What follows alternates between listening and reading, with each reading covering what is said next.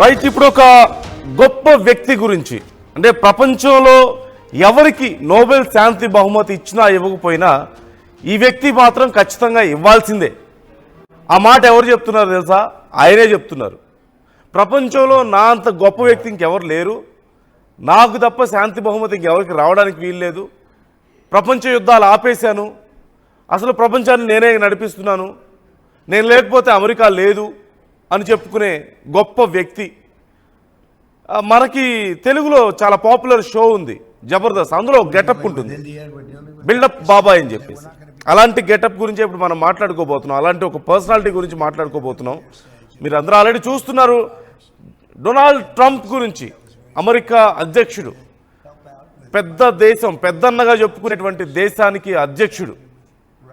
ఆయన వ్యవహార శైలి గురించి ఎంత చెప్పుకున్నా తక్కువే. ఇప్పుడు ఇదంతా ఎందుకు చెప్తున్నాం అంటే, అసలు ఈ టాపిక్ ఎందుకు వచ్చింది అనుకుంటున్నారా? ఒకసారి అసలు ఆయన ఏమన్నారో వింటే మీకే అర్థమవుతుంది. Never going to happen. But look, we did a job with India and Pakistan and Serbia, Kosovo, and Rwanda, and the Congo, and this was all over the last 3 weeks or so, Marco, right? We did, and others that were ready to fight, and we stopped a lot of fights. I think a very big one, frankly, a very, very big one was India and Pakistan, and we stopped that over trade. We're dealing with India and we're dealing with Pakistan, and we say we're not going to be dealing with you at all if you're going to fight. And they were maybe at a nuclear stage. They're both, nuclear powers.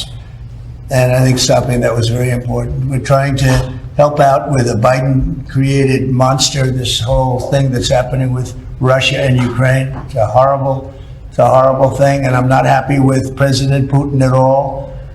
But this is something that would have never happened if I were president. This was a war that was never going to. So ఇది పరిస్థితి. ప్రపంచ దేశాల్లో ఎక్కడ ఏ యుద్ధం జరిగినా నేనే ఆపాను అన్నట్లు ఆయన చెప్పుకుంటున్నారు. ఇండియా పాకిస్తాన్ యుద్ధం ఆయనే ఆపారట. మొన్న జరిగినటువంటి ఇరాన్ ఇజ్రాయెల్ అసలు నేనే సార్ట్అవుట్ చేశాను సిచ్యువేషన్ మొత్తాన్ని అని చెప్పేసి మాట్లాడుతున్నారు.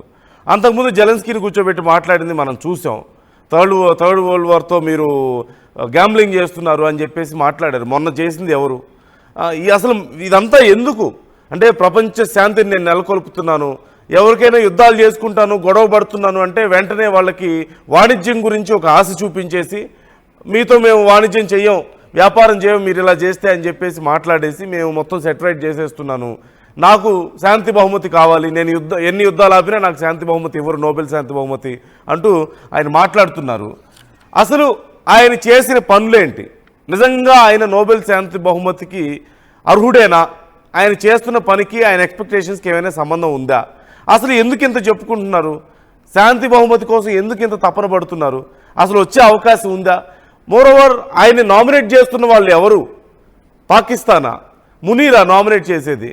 వీటి గురించి మనం మాట్లాడదాం. ఒక్కసారి నా కొలీగ్ మనోజ్ నాతో జాయిన్ అవుతున్నారు. మనోజ్తో మాట్లాడిన తర్వాత ట్రంప్ చేసినటువంటి ఘనకార్యాలు మనం ఒకసారి వల్ల వేసుకుందాం.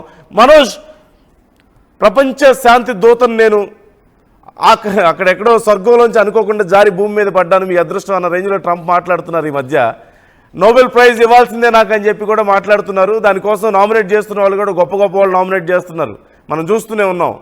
సో ఇచ్చేసినట్లేనా? ఇంకా ఇవ్వకపోతే తీసేసుకుంటారంటారా కొన్ని రోజుల తర్వాత? ఆయనే ప్రెసిడెంట్ డొనాల్డ్ ట్రంప్ ఏజ్ వచ్చేసి 78. ఇదివరకే ఒకసారి అయినా ప్రెసిడెంట్ గా చేశారు, మళ్ళీ రెండోసారి బైడెన్ ని ఓడగొట్టి మరోసారి ప్రెసిడెంట్ అయ్యారు. దీంట్లో డెఫినెట్ గా Elon Musk at the same time అక్కడ ఆయన చెప్పిన మాటలు కొంత ఊతం ఇచ్చాయి. బికాజ్ ఆయన ఏమన్నారంటే, నేను వచ్చానంటే కనురెప్పపాటుకుని ఇరాన్ ఇజ్రాయెల్ వార్ ఆపేస్తాను, క్షణాల్లోనే రష్యా ఉక్రెయిన్ వార్ ఆపేస్తాను, నేను తలుచుకుంటే కానిదంటూ ఏదీ లేదన్నట్టుగానే ఆయన ఎలక్షన్ ప్రచారంలో అన్ని చెప్పుకొచ్చారు. ఎలక్షన్ ప్రచారంలో ఆయన ప్రత్యర్థి పార్టీ అయినటువంటి జో బైడెన్ పార్టీ గురించో లేకుంటే ఇంకేదైనా విషయాలపైన హామీలు ఇవ్వకుండా ఆయన ఎక్కువగా రేజ్ చేసింది యుద్ధాలు ఆపేస్తానని చెప్పేది. సో ఎందుకు ఈ మాటని పదే అమెరికాలో రేజ్ చేయాల్సి వచ్చిందనంటే, అమెరికాలో కూడా ఇవి అదొక అగ్రరాజ్యం అయితే కావచ్చు, కానీ అక్కడ కూడా ఫైనాన్షియల్ డెఫిసిట్ ఉంది, అక్కడ ఆర్థిక సంక్షోభం ఎదుర్కొంటున్నారు. అందుకే జెలెన్స్కీ మొన్న ఒక బిగ్ బ్యూటిఫుల్ బిల్ రావడంతో ఆయన ఎందుకు రద్దు చేశారు, దాన్ని పార్టీ నుంచి బయట అంటే ఆయన డొనాల్డ్ ట్రంప్ యొక్క డోజ్ నుంచి బయటకు రావడం, కొత్త పార్టీ ఇవన్నీ కూడా ఏంటంటే ఆర్థిక సంక్షోభం అక్కడ కూడా ఉంది, అది బయట పడట్లేదు. అంటే అంతర్యుద్ధం లాస్ ఏంజలీస్ లో కాలిఫోర్నియాలో ఇప్పుడు ఏం జరుగుతుంది, ఇమిగ్రేషన్ వ్యతిరేకంగా కొనసాగుతున్నాయి. సో సో వాటి నుంచి ఎలాగైనా కూడా బయటపడడం, తర్వాత మరోసారి ఆయన ఏదో ఒక సెట్ మార్క్ క్రియేట్ చేసుకోవాలనుకుంటున్నాడు. అక్కడ అమెరికాలో కానివ్వండి, ప్రపంచ దేశాల్లో ఒక సెట్ మార్క్ క్రియేట్ చేసుకోవాలనుకుంటున్నారు. ఆ ప్రయత్నంలో భాగంగా ఆయన అంటున్నట్టుగా ఆసిమునిర్, అసలు వాడికి ఒక మనిషి అని అర్హత లేదు ఫస్ట్. సో వాడు వచ్చి ఈయనకి పీస్ అవార్డు ఇవ్వాలి, నోబెల్ ప్రైజ్ అవార్డు ఇవ్వాలని అంటున్నాడు. ఆ తర్వాత టర్కీ అరుగుతోంది. తర్వాత ఇంకోటి ఖతర్ లాంటి దేశం కూడా ఆయనకి కొంత నామినేట్ చేస్తున్నారు. ఇవన్నీ కూడా ఏం చెప్తున్నాయంటే వాళ్ళన్నీ కూడా ఆయన చెక్కు చేతులు ఉన్నటువంటి దేశాలు. Pakistan America air defence system కోసం ఇవ్వాలని చెప్పి ఆయన రిక్వెస్ట్ చేయడంతో ఈ అంశం తెర మీదకి వచ్చింది. టర్కీకి యుద్ధ సామాగ్రి పంపిస్తానని చెప్పి $30 మిలియన్ అగ్రిమెంట్ కుదుర్చుకున్నాడు. ఇకపోతే మొన్నే ఖతార్కి వెళ్తే ఆయనకి డైరెక్ట్ ఒక ఫ్లైట్ గిఫ్ట్ ఇచ్చి ఆయన ఇద్దరి మధ్య బిజినెస్ డీల్స్ జరిగాయి. ఆ తర్వాత ఖతార్ కూడా ఆయన నామినేట్ చేస్తోంది. అంటే నామినేట్ చేసే వాళ్ళు ఎంతటి గనులు అని అంటే నిజంగా అయితే ఆయన హెల్ప్ తీసుకునేవారు, లేదంటే ప్రపంచ దేశాల్లో అశాంతి కోసం ప్రయత్నం చేసేవాళ్ళు. ఇంక్లూడింగ్ ఆయన కూడా శాంతి బహుమతి కోరుతున్నారని చెప్తున్న ఆయన ప్రపంచ దేశాలతో ఎలా ఉండాలి? కానీ ఇజ్రాయెల్ తో సపోర్ట్ చేసి ఇరాన్ అణుస్థావరాన్ని ఫెయిల్ చేశారండి. నిజంగానే అక్కడ అణుస్థావరాలు లేవు కాబట్టి ఇరాన్ బయటపడగలిగింది ఈ రోజు. ఒకవేళ నిజంగానే అక్కడ అణుస్థావరాలు ఉండి ఉంటే ఈ రోజు ఇరాన్ పరిస్థితి ఏంటి? ఎంతలా రేడియేషన్ లీక్ అయ్యేది, ఎంతలా అక్కడ ప్రజలు విధ్వంసంకు మొత్తం కూడా గురయ్యేవారు. ఇండియా పాకిస్తాన్ యుద్ధంలో కూడా ఆయన ఏం చెప్తున్నాడు? పాకిస్తాన్ మంచి దేశం, పాకిస్తాన్ లో ప్రజాప్రతినిధులు పవర్ఫుల్ అంట, ఆ నీచ్ కమ్యూన్ కుత్తెల్ని పవర్ఫుల్ అంటూ ప్రశ్నిస్తున్న డొనాల్డ్ ట్రంప్. కారణం ఏంటి? అక్కడ ఆయన ఏదో పెద్దగా పెట్టుబడులు పెట్టబోతున్నాడు. ఇంటర్నేషనల్ లో కొన్ని గాసిప్స్ నడుస్తున్నాయి. ఏంటి డిజిటల్ కరెన్సీని తీసుకొస్తాడని, లేకపోతే బిట్ కాయిన్ లాంటి వాటన్నిటి కూడా ఒక కేర్ ఆఫ్ అడ్రస్ గా ఉగ్రవాదుల్ని కుక్కల్ని కాపలాగా పెట్టుకుని ఏదో చేయబోతున్నాం. చర్చలు జరుగుతున్నాయి, బట్ దానికి సంబంధం ఎందుకు చూడాలి. ఆయన ఏమంటున్నాడు? ఇండియాకి పాకిస్తాన్ మధ్య యుద్ధాన్ని ట్రేడ్ విషయంలో ఆపేసుకున్నారు. కానీ మన ఫారెన్ మినిస్టర్ ఏం చెప్పింది? ట్రేడ్ అసలు ప్రస్తావనే లేదు, ఇంతవరకు ట్రేడ్ ఏంటో తెలియదు. ఆల్రెడీ ఆయన July 8 అన్నారు. సో ఈ రోజు ఆల్మోస్ట్ July 8, మరి ఇప్పటివరకు ఎటువంటి బిగ్ డీల్ కానీ బిగ్ ఈవెంట్ ఏం జరగలేదు. అంటే ఏదో రకంగా ప్రపంచ దేశాల్లోకెల్లా నేనే అగ్రజుడు అని చెప్పుకోవడంలో, అటు అమెరికాలో తన సెట్ మార్క్ క్రియేట్ చేసుకోవడం కానివ్వండి, సో ఈ దేశాలన్నింటి చేత నామినేట్ చేయబడి ఆయన ప్రయత్నించేటువంటి విషయాలు కానివ్వండి. చైనాతో ఎంత పెద్ద టారిఫ్ వార్ జరిగిన చూసాం. 200% వరకు వెళ్ళింది. ముఖ్యంగా 500% వరకు టారిఫ్ పెంచుతారని మన ఇండియన్ కూడా హెచ్చరించాడు ఆయన. ఏంటి అయితేనేమో బెదిరించాలి. ఇరాన్ ఏం చేసింది? లొంగలేదు. సో బెదిరించి అణుస్థావరాలపై దాడి చేసి లొంగ తీసుకున్నాడు. ఇప్పుడు ఇండియా ఏం చేయాలనుకుంటున్నాడు? రష్యాతో మనం కలిసి చేసేటువంటి ఒప్పందాలకి ఆయిల్ పర్చేజ్ అన్నిటి కూడా ఓర్చుకోలేకపోతుంది. బికాస్ రష్యా రోజు రోజుకి అమెరికాకు మరింత కాంపిటీషన్ అయ్యే అవకాశం ఉంది. సో రష్యన్ కాంపిటీషన్ కూడా మనకి ఇష్టం లేదు. కాబట్టి భారత్ రష్యాతో డీల్ని కూడా మీరు రద్దు చేసుకోవాలి, మీరు ఆయిల్ పర్చేజ్ ఆపేయాలి, లేదంటే మీ పైన 8% టారిఫ్ వేస్తానంటారు. మరి నిజంగానే నోబెల్ శాంతిని కోరుకున్న ఆయన, ప్రపంచ దేశాల శాంతి కోరుకున్న ఆయన అందరినీ సమానంగా చూడాలి, వాళ్ళ ప్రియారిటీస్ పట్టించుకోవాలి. నేను అయితేనే బెదిరిస్తా, లేదనంటే మీరు నాకు లొంగిపోండి. ఇవే వర్షన్స్ గా ఆయన ఫాలో అవుతున్నట్టుగా కనబడుతుంది. సో ఇజ్రాయెల్ వార్ లో కూడా అదే చేశాడు. ఇప్పుడు ఇండియా పాకిస్తాన్ యుద్ధంలో కూడా ఇండియా ట్రేడ్ డీల్ అన్నాడు. సో చైనాతో ఆఖరికి వస్తే 200% అయినటువంటి టారిఫ్ ని 50% కుదించుకున్నాడు. సో బ్రిక్స్ దేశాలన్నీ ఏకమైపోయి బ్రిక్స్ దేశాలని కూడా మాట్లాడుతుంటే, బ్రిక్స్ దేశాలు ఏమంటున్నాయి? వెస్టర్న్ కరెన్సీని మనం కొంచెం తగ్గించుకోవాలి. సో వాటిపై డిపెండెన్స్ లేకుండా మనం ఇండివిజువాలిటీని చూపించాలి. అంటే అక్కడి నుంచి US commerce secretary Harvard Lutnick వాడేమంటున్నాడంటే, మీరంతా కలిసి, ముఖ్యంగా భారతదేశంతో 1-to-1 మీటింగ్ జరిగిన రోజు మీరంతా మీ భారతదేశం చేసేటువంటి కొన్ని చర్యలు యుఎస్ కి ఇబ్బంది కలిగి చేస్తున్నాయి. యుఎస్ కరెన్సీని మీరు కుప్పగూల్చాలని చూస్తున్నారు. యుఎస్ డిపెండెన్స్ లేకుండా భారత్ కొంత ముందుకు వెళ్ళాలనుకుంటోంది. సో మీరు చేసే చర్యలు మాకు కొంత ఇబ్బందిగా ఉన్నాయి, కాబట్టి మీరు కూడా దాన్ని ఫేస్ చేయాల్సి వస్తుంది రకంగా వార్నింగ్ కూడా ఇస్తుంది. అంటే ఏదో రకంగా అయితే వార్నింగ్, లేదంటే ప్లీజింగ్. సో ప్లీజింగ్ మనలో ఎన్ని పరిస్థితి లేదు. బికాజ్ మనకు ఏ రకంగా కుట్రలు పన్నుతున్నాడు ఆయన, మనపైన ఏ రకంగా పాకిస్తాన్ సహకరిస్తున్నాడు, మనపై యుద్ధానికి చైనాతో ఏ రకంగా సహకరిస్తున్నాడు, రకరకాలు చూస్తూనే ఉన్నాం. కాబట్టి ఈ situation Donald Trump pleasing manner లో ఒప్పుకునే పరిస్థితి లేదు. కాబట్టి భయభ్రాంతులకు గురి చేసేటువంటి ఒక ప్రయత్నం అయితే డొనాల్డ్ ట్రంప్ చేస్తున్నట్టుగా అర్థమవుతుంది. రైట్ మనోజ్, మొత్తం మీద చూస్తే right, thank you Manoj, thanks for the updates.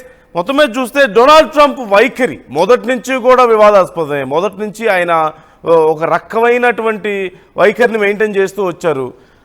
కొన్ని ఎప్పుడో పాత విషయాలు పక్కన పెడదాం, ఈ మధ్య జరిగినటువంటి కొన్ని ఇన్సిడెంట్స్ మనం మాట్లాడుకున్నా కానీ ఆయన శాంతి బహుమతికి ఎంతవరకు అర్హుడో, ఆయన అసలు వైఖరి ఏంటి, వ్యవహార శైలి ఏంటి అనేది మనకి ఈజీగా అర్థమైపోతుంది. మొన్న అమెరికాలో జరిగినటువంటి గొడవలు మనం చూసాం, ఎంత పెద్ద గందరగోళం జరిగిందో. మొత్తం అందరినీ పంపించేస్తాను, ఇక్కడున్న లోకల్సే నాకు ఎవరైతే అమెరికా పౌరులు మాత్రమే కావాలి, బయట వాళ్ళు నాకు ఎవ్వరు అవసరం లేదు అని చెప్పి మాట్లాడారు. కానీ అలా బయట నుంచి వచ్చినటువంటి పౌరులకు తక్కువ చెల్లించి, ఒక రకంగా చెప్పాలంటే అమెరికన్ ఎకానమీలో వాళ్ళు మేజర్ పాత్ర పోషిస్తున్నారు అనడంలో ఎలాంటి సందేహం లేదు. చాలా తక్కువ, ఇండియా నుంచి చాలా ఎక్కువ మంది వెళ్తున్నారు, అక్కడ చాలా తక్కువ శాలరీస్ తీసుకొని పని చేస్తున్నారు, అమెరికా ఎకానమీకి చాలా చేస్తున్నారు. ప్రపంచ దేశాల్లో అలా పరిస్థితి చాలా ఉంది. సరే, ఈ మధ్య జరిగినటువంటి కొన్ని ఇన్సిడెంట్స్ ఒకసారి చూద్దాం. బ్రిక్స్కి నిన్నగాక మొన్న వార్నింగ్ ఇచ్చారు. 10% నేను ఎక్స్ట్రా ఇది వేస్తాను, ట్యాక్స్ వేస్తాను, అనుకూలంగా అమెరికాకి లేకపోతే మీరు తీసుకున్న నిర్ణయాలు, లేదంటే వ్యతిరేకంగా ఏమైనా ఉంటే మరి మీ ఇష్టం అని చెప్పేసి బ్రిక్స్ దేశాలకి 10 దేశాలకు వార్నింగ్ ఇచ్చారు. అందులో ఇండియా, రష్యా లాంటి దేశాలు కూడా కనిపిస్తున్నాయి మనకి, బ్రెజిల్. మరోవైపు ఎలాన్ మస్క్తో నిన్న మొన్నటి దాకా రిలేషన్ చాలా బాగుంది, చాలా గొప్ప వ్యక్తి, బ్యూటిఫుల్ పర్సన్ అని చెప్పేసి అన్నారు. తీరా చూస్తే ఇప్పుడు జరిగినటువంటి పరిణామం ఏంటి? ఎలాన్ మస్క్ బయటకు వచ్చి ట్రంప్కి అగేన్స్ట్గా సొంత పార్టీ పెట్టుకునే పరిస్థితి వచ్చింది ఓ పక్క. మరో పక్క చూస్తున్నాం, బిగ్ బ్యూటిఫుల్ బిల్ అని చెప్పి ఒక బిల్ తీసుకొస్తున్నారు. నేను గోల్డెన్ డోమ్, ఐరన్ డోమ్ కాదు, నేను గోల్డెన్ డోమ్ కడతాను అమెరికాకి అని చెప్పి మాట్లాడుతున్నారు. మరోవైపు చూస్తేనేమో పేదల దగ్గరికి, పాపం పేదలకు అందాల్సినటువంటి ఈ ఫుడ్ టోకెన్స్ దగ్గర నుంచి, వాళ్ళకి అందాల్సినటువంటి మెడికల్ హెల్ప్ దగ్గర నుంచి ఇవన్నీ ఆపేసి డబ్బు ఉన్న వాళ్ళకి హెల్ప్ అయ్యే విధంగా వాళ్ళ ట్యాక్సీలకు తగ్గించేసి వాళ్ళకి హెల్ప్ చేస్తానని చెప్పేసి బిల్ తీసుకొచ్చారు. సగం ఎలాన్ మస్క్కి ట్రంప్కి చెడింది కూడా ఈ విషయంలోనే. పేదలు కడుపు కొట్టి డబ్బులు ఉన్న వాళ్ళకి డబ్బులు ఇంకా పెంచడం అనేది ఏ రకమైనటువంటి సిద్ధాంతం మీరు చూడొచ్చు. మరోవైపు చూస్తే ఇండియా పాకిస్తాన్ యుద్ధం గురించి మాట్లాడుకోవాలి. ఇండియా పాకిస్తాన్ యుద్ధాన్ని నేనే ఆపాను, ట్రేడ్ని వాళ్ళకి ఆశగా చూపించాను అని చెప్పి ట్రంప్ మాట్లాడుతున్నారు. సరే, ఏం ట్రేడ్ ఆశ చూపించారో ఇప్పుడు కొత్తగా ఒరిగింది ఏంటో ఎవరికి అర్థం కాలేదు నిజంగా ఆయన ట్రేడ్ చూపిస్తే. అది ఫస్ట్ ఆఫ్ ఆల్ అదో పెద్ద బూతు. ఇండియా పాకిస్తాన్కి పాకిస్తాన్కి ఏదైనా చూపిస్తే చూపించుండొచ్చేమో, కుక్క బిస్కెట్స్ లాగా ఏవో ఆశ చూపించేసి ఇదిగో రామని చెప్పేసి చెప్తే వాళ్ళు తోకుప్పుకుంటూ వెళ్తారేమో. ఇండియాకి అలాంటి అవసరం ఏముంది, అంత ఆశ ఏముంది? ఇండియా చాలా స్ట్రాంగ్గా ఉంది, ప్రపంచ దేశాలన్నీ కూడా ఇండియాతో ట్రేడ్ చేయడానికి రెడీగా ఉన్నాయి. అమెరికా కూడా నిజం చెప్పాలంటే చెయ్యకు తప్పదు, నిజం చెప్పాలంటే అమెరికాకి. కానీ ట్రంప్ మాత్రం ప్రపంచ దేశాల ముందు తను ఒక పెద్ద శాంతి దూతగా చూపించుకునే ప్రయత్నం చేయడంలో భాగంగా ఇలాంటి కామెంట్స్ చేస్తున్నారు. ఇక తప్పనిసరి పరిస్థితుల్లో పాకిస్తాన్కి దిక్కు తోచక అమెరికా వాళ్ళని వేడుకుంటే ఇండియాకి కూడా అప్పటికే మాట్లాడడం మొదలుపెట్టారు. ఇంకొద్దిగా ఏదైనా తేడా వస్తే వాళ్ళ ఆల్రెడీ ఈ అణుస్థావరాల మీద అక్కడ ధ్వంసం అవ్వడం, కొద్దిపాటి తేడాతో రేడియేషన్ లీక్ ఆగిపోయింది ఒక మాటలో చెప్పాలంటే. ఇంకొంచెం 2 స్ట్రైక్స్ జరుగుంటే రేడియేషన్ కూడా లీక్ అయ్యేదని చెప్పేసి అప్పుడు వచ్చినటువంటి వార్తలను మనం మర్చిపోకూడదు. సో ఈ నేపథ్యంలో పాకిస్తాన్ చేసేది లేక తలొగ్గిందనే చెప్పాలి ఇండియాకి. దాంట్లో అమెరికా చేసేదే ఉంది. ఇన్ఫ్యాక్ట్ అమెరికా ఒక వారం రోజులు సైలెంట్గా ఉంటే పాకిస్తాన్ సంగతి ఏంటో ఇండియా చూసుకునేది. అప్పుడు అనవసరంగా ఆపారనే చెప్పాలి, ఆ రకంగా చూసినా సరే.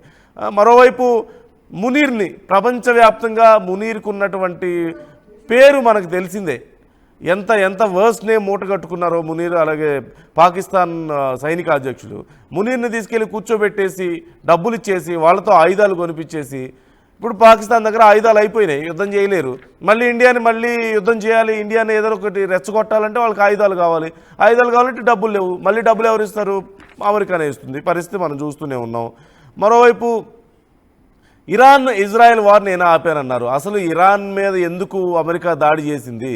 దాడి చేసి చివరికి సాధించింది ఏముంది? ఇరాన్ ఇజ్రాయెల్ మధ్యలో అమెరికాకి ఏం పని? వాళ్ళు కొట్టుకుంటున్నప్పుడు అంటే అంత అవసరం ఏమొచ్చింది? ఓవైపు జెలెన్స్కీని కూర్చోబెట్టి మాట్లాడారు, మీరు World War III ఇది చేస్తున్నారు, గ్యాంబ్లింగ్ చేస్తున్నారని చెప్పి. అమెరికా చేసింది మొన్న. మరోవైపు రష్యా యుక్రెయిన్కి సంబంధించి కూడా అలాగే బిహేవ్ చేశారు. అలాగే మెక్సికో దగ్గర వాల్ కడతా, పెద్ద గోడ కట్టేస్తాను, ఎవరు రావడానికి వీల్లేదని చెప్పేసి మాట్లాడి అంతా ఎంత గందరగోళం అయిందో మనం చూసాం. ఆ తర్వాత మనం చూస్తూనే ఉన్నాం. అంతకుముందు జరిగినటువంటి పంచాయతీలుగా ఆయనకి పోటీగా ఉన్న వాళ్ళ మీద ఆయన చేసేటువంటి దౌర్భాగ్యమైనటువంటి కామెంట్స్ అంత దారుణంగా ఎవ్వరు బిహేవ్ చేయరు. పెద్ద స్థాయిలో ఉన్నటువంటి ఆయనకి పోటీగా అవతల పార్టీలో ఎవరుంటే వాళ్ళని పర్సనల్గా లిటరల్లీ బాడీ షేమింగ్ కూడా ఆయన చేస్తుంటారు, డైరెక్ట్గా మాట్లాడుతూ ఉంటారు. మనం చూస్తూనే ఉంటాం. గత ప్రెసిడెంట్ గురించి కూడా మాట్లాడింది మనందరికీ తెలిసిన విషయమే. మరోవైపు అంతకుముందు పోర్న్ స్టార్తో కూడా పెద్ద పంచాయతీ, ఒక పోర్న్ స్టార్తో స్టార్మీ డేనియల్స్తో ఆయనకి ఎంత పెద్ద గొడవ అయిందో, అది ఎంత పెద్ద కేసు అయిందో మనకు తెలిసిందే. సో ఇలా ఒక్కటైనా క్యారెక్టర్ పరంగా కానీ, ఆయన మాట్లాడే మాటల పరంగా కానీ, చేసే పనులు కానీ, మళ్ళీ నా అంత పెద్ద బిజినెస్ మ్యాన్ లేడు అని చెప్తూ ఉంటాడు. చివరికి పేదల్ని దోచి డబ్బులు ఉన్న వాళ్ళకి మళ్ళీ డబ్బులు ఇవ్వడం ఏం బిజినెస్? ఇతర దేశాలను బెదిరించడం ఏం బిజినెస్? నేను ఆశ చూపించాను, బిజినెస్ నాలాగా ఎవరు వాడుకోలేరు అంటారు. బిజినెస్ అనేదాన్ని భయం చూపించడానికి ఆయన వాడుకుంటున్నారు ప్రపంచ దేశాలను. బ్రిక్స్ దేశాలను ఎలా బెదిరించారో మనం చూస్తూనే ఉన్నాం. సో ఏ రకంగా చూసినా సరే ఇప్పుడు అంతా అసలు ఈ నాటకం అంతా దేనికి అంటే నోబెల్ బహుమతి కావాలి. ఇంకా 4 రోజులు